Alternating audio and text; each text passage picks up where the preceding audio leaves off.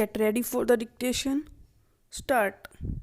According to the prosecution, in view of old enmity and unlawful assembly carrying firearms caused the death of PW4's uncle. Stop. The prosecution case is based on the Gr.D Byan of PW4. Stop. The police submitted charge sheet against 7 accused persons, of whom 5, including the appellant's father and brother, were named in the Gr.D Byan FIR, while the other 2 accused, including the appellant, were not so named in the Gr.D Byan FIR. Stop. In the charge sheet, 3 accused were shown as absconders and the rest were in custody. Stop. Later, 1 more accused was apprehended and he was also put on trial along with the accused who were in custody. Stop. The case of the 2 accused who remained absconding was separated and the other 5 accused were put on trial. Stop. Later on, the appellant's father died and in so far as he was concerned, the proceedings abated. Stop.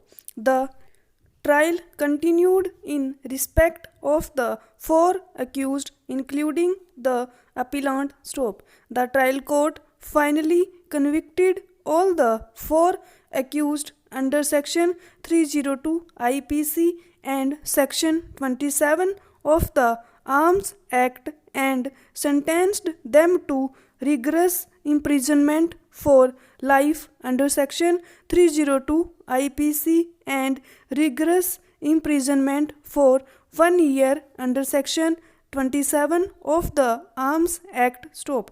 1 accused died after the judgment of the trial court. Stop. The rest 3 accused, including the appellant and his brother, preferred appeals before the High Court. Stop.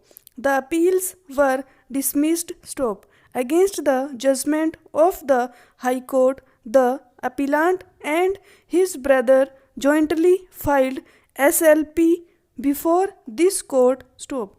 The third convict did not file any further appeal against the judgment of the High Court. Stop. The SLP, in so far as the appellant's brother was dismissed, while the appellant was granted leave to appeal. Stop. Allowing the appeal, the court curiously, the trial court charged all the 5 accused before the appellant's father died only under section 302 IPC without the aid of either section 149 or section 34 of IPC. Stop. Equally, inexplicably, the trial court did not charge the accused under section 148 IPC. Stop. Apart from section 302 IPC, all the accused were charged under section 27 of the Arms Act. 1 accused was additionally charged under section 379 of the Indian Penal Code for taking away the rifle of the deceased. Stop. The charge framed by the trial court was highly flawed. Stop. The appellant was examined by the court under section 313 of CRPC. Stop. This examination too is highly unsatisfactory and sketchy. Stop. This is not an isolated case, but it is almost a stereotype. Stop. In criminal trials in Bihar, no proper attention is paid to the framing of charges and the examination of the accused under section 313 of the Code of Criminal Procedure, the two very important stages in a criminal trial. Stop. The framing of the charge and the examination of the accused are mostly done in the most unmindful and mechanical manner. Stop.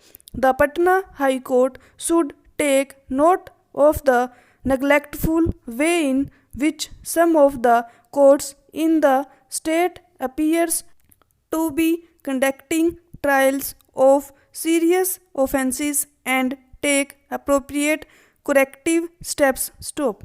In any event, in the instant case, there is no reason to go into that technical aspect of the matter, since the appellant has a good case on merit as well. Stop. The prosecution examined 8 witnesses in support of its case. Stop. PWs 1 and 2 stated that they did not know anything about the occurrence and they had not given any statement before the police. Stop. They were declared hostile. Stop. PW3, who was the brother-in-law of the deceased and who was not only present at the time of recording of the Fard-e-Bayan but had also signed it as a witness, also turned hostile. Stop. In cross-examination, he also said that his brother-in-law had enmity with a large number of people. Stop. PW4 and PW6 are the two eyewitnesses. Stop. PW5 did not have witnessed the actual occurrence but said that on the date of occurrence at about 2:30 in the afternoon he heard the report of the gunshots and saw some of the accused fleeing away with rifles. Stop. In view of the evidences of PWs 4, 6 and 5 coupled with the medical evidence, there is no room for doubt that the deceased was killed in the manner as stated by the prosecution. Stop. But the question is whether or not the appellant was one of the accused for taking part in the commission of the offence committed by them. Stop.